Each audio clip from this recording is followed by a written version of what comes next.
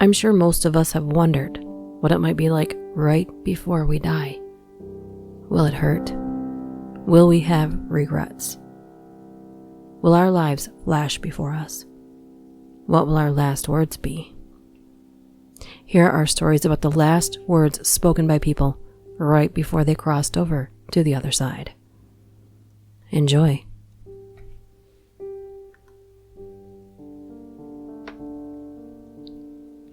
I work in a cardiac ICU. We had a patient who had a pulmonary artery rupture, a rare but known complication of a Swan-Ganz catheter. One minute he was joking around with us, and the next, bright red blood was spewing out of his mouth. His last words before he died were, "Why is this happening to me?" It still haunts me years later.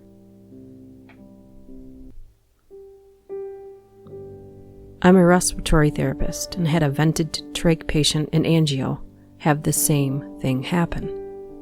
Vent waveforms got a little funky, showing she needed some suctioning. I walked up to her and saw bright red blood just start shooting up the vent circuit and immediately obstruct it. I immediately said, "She's hemorrhaging." And the vascular surgeon said, "No, it's just a little blood," thinking I was referring to his access site in her groin. I popped off her vent and blood just started pouring out of her trach, mouth, and nose. She looked at me and said, "Just let me die." A puddle of blood was about 6 feet in diameter on the floor within just a couple of minutes, and I was covered from the chest down. I've seen some shit, but that was the worst.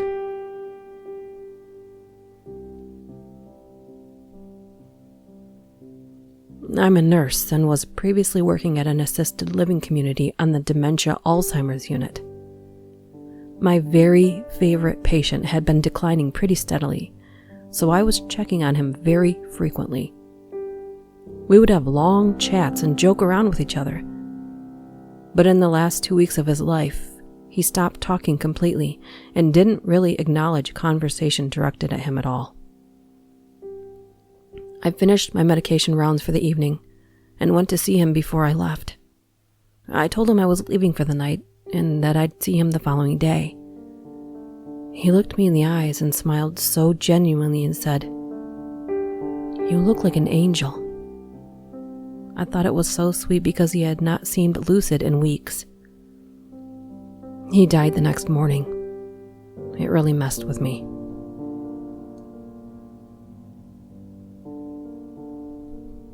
Nurse here. Had a patient come into the ER with shortness of breath.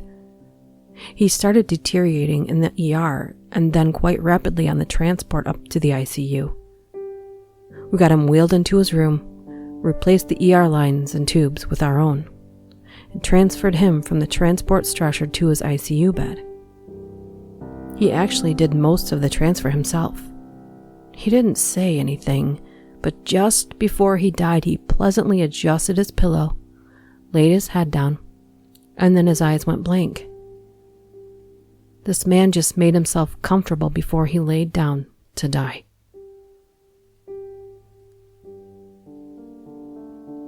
Dad had MS.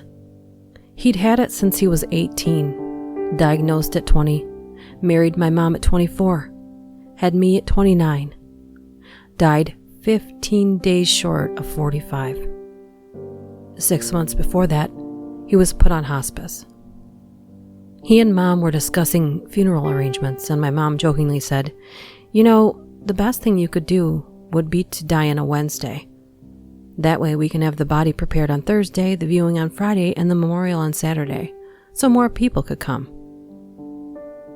The morning we got the call it was time, my mom, 2 sisters, and I were about 5 minutes too late. After we said our goodbyes, the nurse pulled my mom aside and asked if that day had any significance.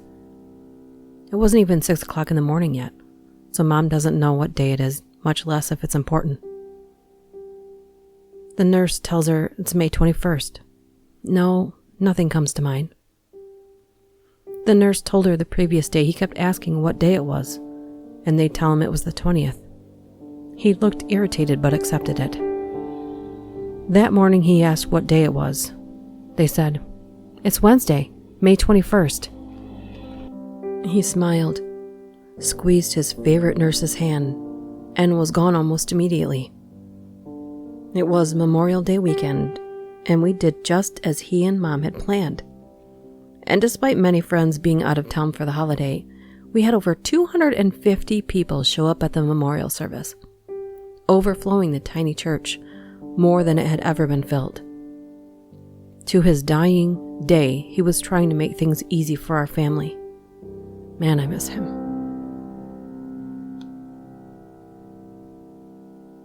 Checked on a patient before the end of my shift. She was in good spirits, had been joking with me the entire time. Her condition was tenuous, new trach, but she had been positive throughout. I asked how she was doing, and she replied by singing, "The old gray mare ain't what she used to be," and wished me a good night. I came in the morning, and she had coded and died overnight.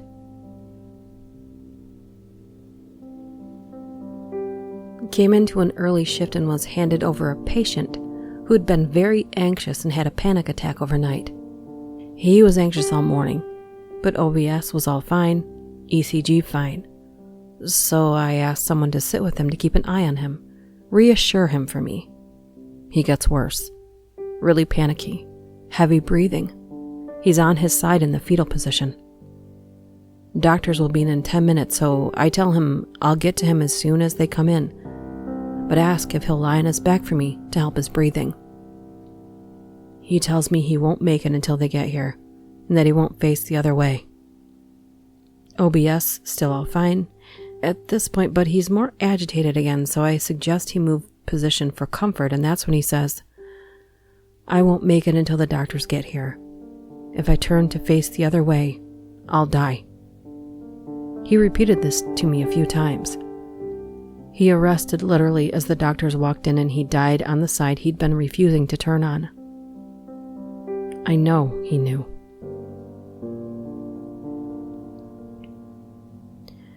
I'm an apprentice funeral director.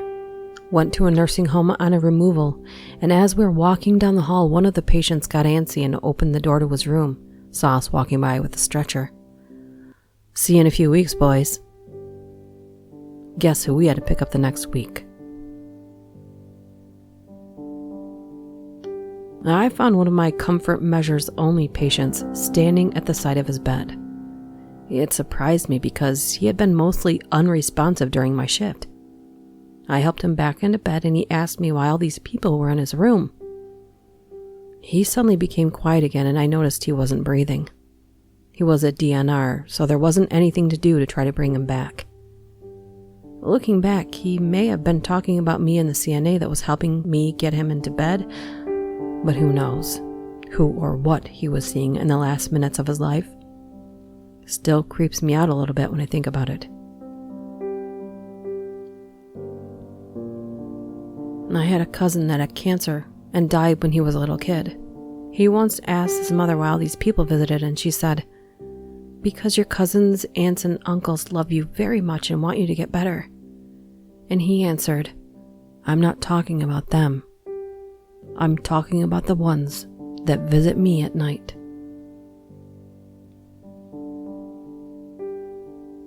My first hospice case. She was on morphine and started mock smoking. She looked at me, took my hand, and said, "Please," in the most pleading voice I've ever heard. I sat with her body until the coroner arrived. She has no friends or family. Only her lawyer showed up. I've only done one hospice case since. I've commented this somewhere before, but it stayed with me. I'm an RN, and while I was a student, I was caring for a lady who had an end-stage renal failure, had a DNAR, and was shutting down. We were having a little chat. Well, I was chatting away while helping her put on some lotion when she stopped, looked over my shoulder, and said, "Bill's here, love. I've got to go." And swiftly stopped breathing. Read her old notes, and Bill was her deceased husband.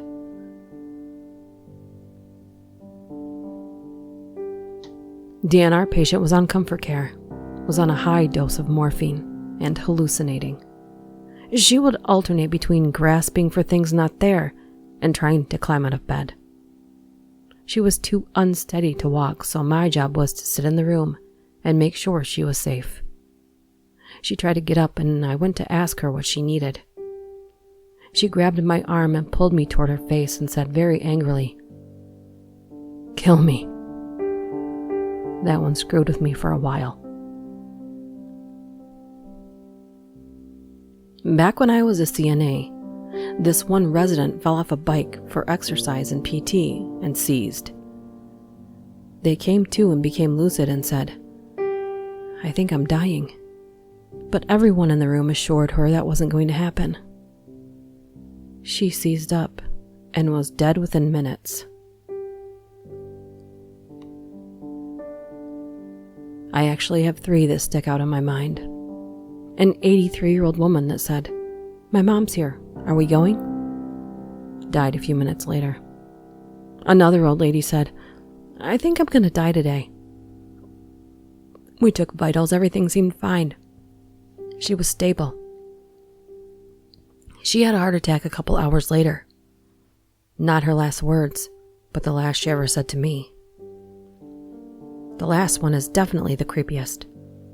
A nice old lady who told my CNA she wanted to wear all white. When asked why, she said, "The man in black is here." She looked in the corner of the room. The CNA looked, but there was no one there. That's when I came into the room.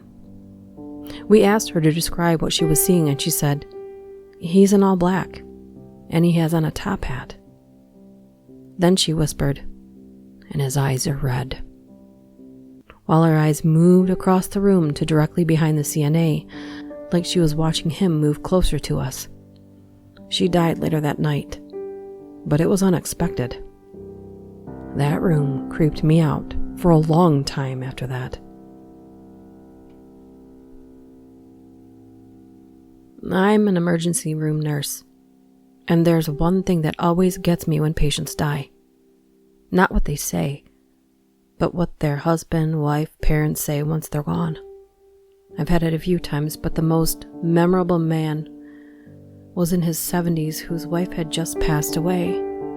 He was holding her hand and crying, and he just looked at me and said, "I've loved her for 55 years.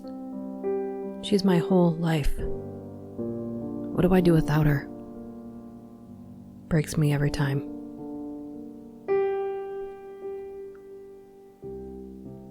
Had a patient in her 30s who was dying after being hit by a drunk driver. Her husband was at the bedside repeating, "What do I do? What do I do?" while crying. They had already lost their baby girl in the accident. Every healthcare worker who entered the room was deeply affected by that. It was awful.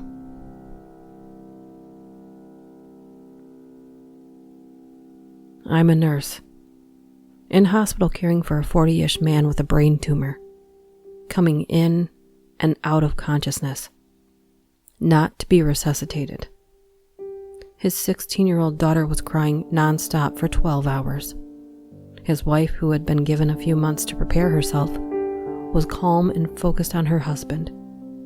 I had to routinely check his level of consciousness, which involved talking to him in a loud voice, because he was responding to auditory stimulation. I did not like this, so I asked his wife to do the loud voice part, so the voice he would hear would be hers, not mine. She did so without hesitation. It was also the only response we observed, was that this now profoundly unconscious patient took her hand to his lips and kissed it. He stopped breathing very soon after that. I'm haunted by that, but not in a bad way. My husband is a PICU nurse, and one morning he came home in a bit of a daze. I asked him what was wrong, and he told me about a little boy who had been in PICU for a few days. Already wasn't getting better. Most nights, the little boy would wake up so one of the nurses would keep him company while he fell asleep again. My husband was doing just that. He read him a book, then just sat there with the boy listening to music, so we would go back to sleep. Before falling asleep, the little boy said, "You were my favorite." The boy passed away in the morning. His little heart gave out and refused to restart. Although all patients are important, some leave more of an impression than others. Until that point, that little boy hadn't stood out to my husband, and he felt terrible about it because clearly he had made a big impression on that little boy. That was the only patient's funeral he ever attended. It wasn't words, but the most haunting death was a patient who was a DNR, through her and her family's wishes. She was losing her battle, and her family wasn't even there. She was getting frantic and looking around and half sitting up in bed, and the nurse, with more experience than me, took her hand and calmly said, "It's okay. You're not alone. We're right here with you. It's okay to leave." The patient immediately calmed, put her head back on the pillow, and died. I knew I wanted to be that nurse when I grew up. How the hell did she know what to do and say? I've never forgotten it.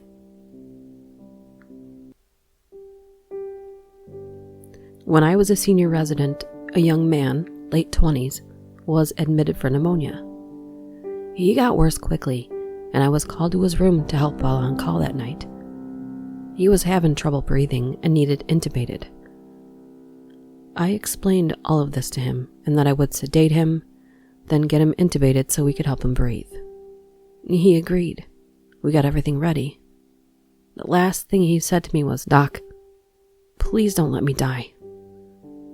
I told him I would do my very best, got him intubated and transferred to the ICU. A few weeks later, I was on call covering the ICU, and he was barely hanging on. I knew he would not make it through the night. He went into VFib several times, and I was able to bring him back, but only briefly. He was just too sick, and he died shortly after that.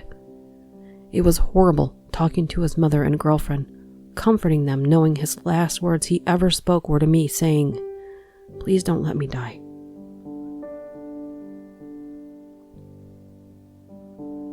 RN here. I don't remember this guy's admitting diagnosis. He wasn't assigned to me, but my coworker asked me to help start an IV on him. He needed a unit of blood and his peripheral access had gone bad.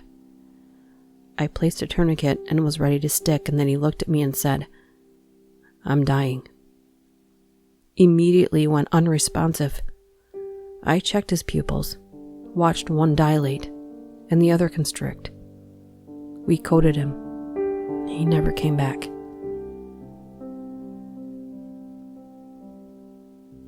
Not a medical worker, but when I was 14, my friends and I were joking around before our 7th period theater class.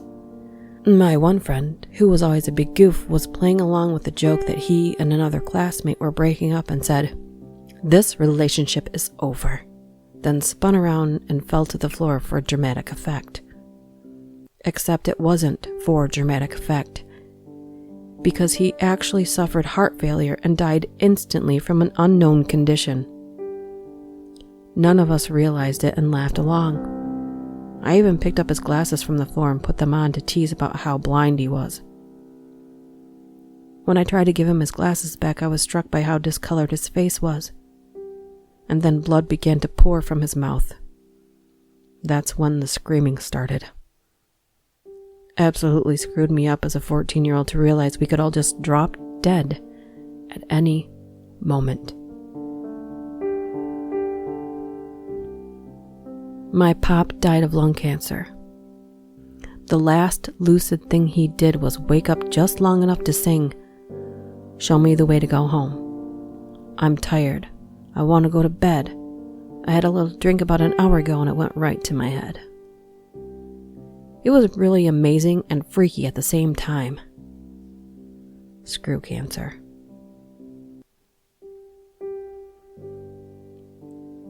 Working caregiver in my earlier days, I overheard an old woman console her dying husband.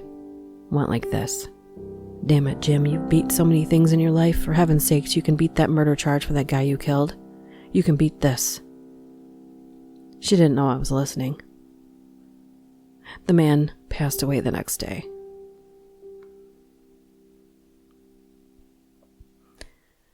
Not a medical worker, but I went with my father to say goodbye to my great uncle, my father's uncle. He was suffering from dementia and clearly on the way out. He no longer recognized people. My father was an only child and spent most of his time being raised by his uncles, as his father ran a farm all day. Anyway, we're sitting there, great uncle is snoozing. He suddenly wakes up and clearly sees my father and starts talking to him about a barn and describing it in great detail. Like he's talking about it, where it was, the paint that was flaking off in one corner, and so on. My father is quieter than normal, just saying yes, over and over, as he describes the barn. Then, just before great uncle loses consciousness, he describes going into the barn and setting it on fire. Turns out that my grandfather and great uncle were having a hell of a dispute at one time and burned down the barn to get back at him. Everyone suspected it, but never knew for sure.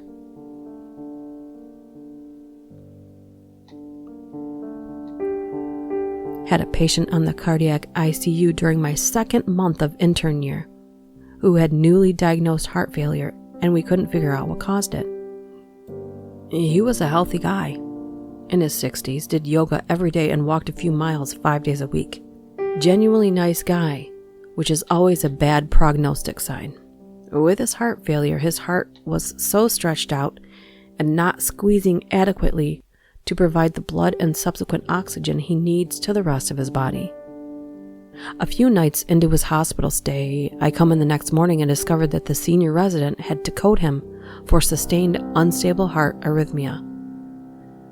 I went and talked with him about it the next morning, and he told me that he was in and out of consciousness during it all, from the low blood pressure, but he compared it to the feeling of jumping out of the plane and skydiving.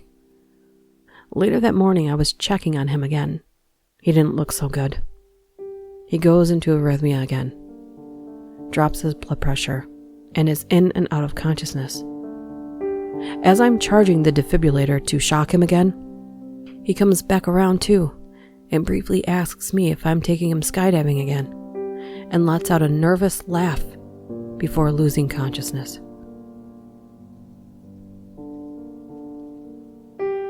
Not a medical worker here, but my friend's husband was dying from cancer. He'd done lots of chemo and one surgery, and overall his prognosis looked pretty good. He'd gone through another surgery and was due to be released from the hospital a couple days after this story takes place. My friend had been with him and was going back home to sleep for the night. Just before she left his room, he said, "I'm gonna miss you, my love." And obviously she thinks nothing of it and says, "I'll miss you too. I'll be back in the morning." Couple hours later, he was gone.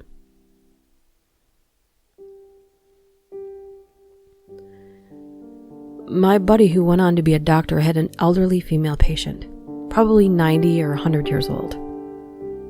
Her daughter left the room to get coffee, and my buddy went to check on her vitals.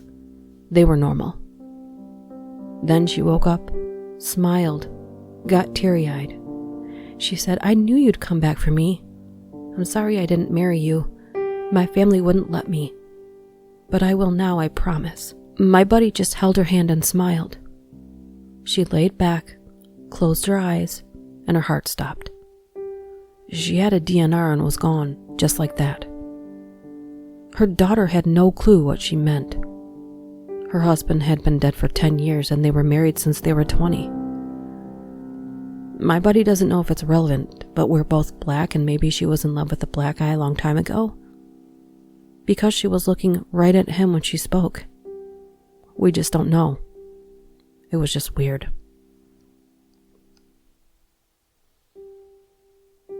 I was with my father as he lay dying in the hospital.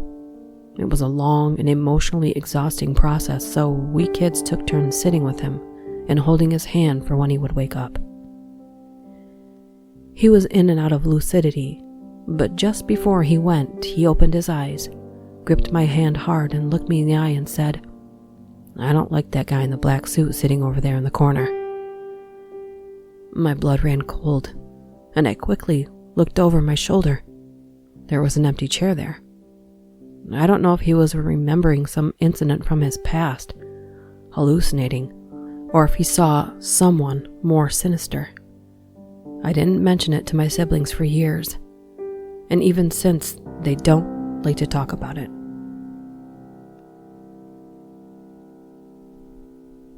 I was about 5 or 6 when my grandfather was on his deathbed. The last thing he did was put his hands on my shoulder and said, "No wonder you never liked my spicy food." And then he passed about 10 seconds later. We were all super confused. About 3 months later, I almost died from suffocation after eating some salsa. At the hospital, I was diagnosed with an allergy to spicy foods. To this day, it still creeps me out. No one knew I was allergic before then, and I hadn't shown any signs either.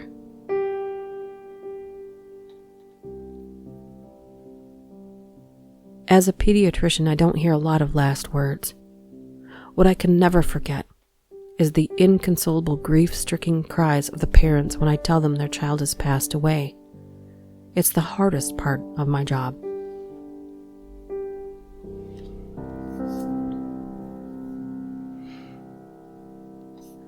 Whether we make peace with how we lived our lives before we die or not, none of us are invincible.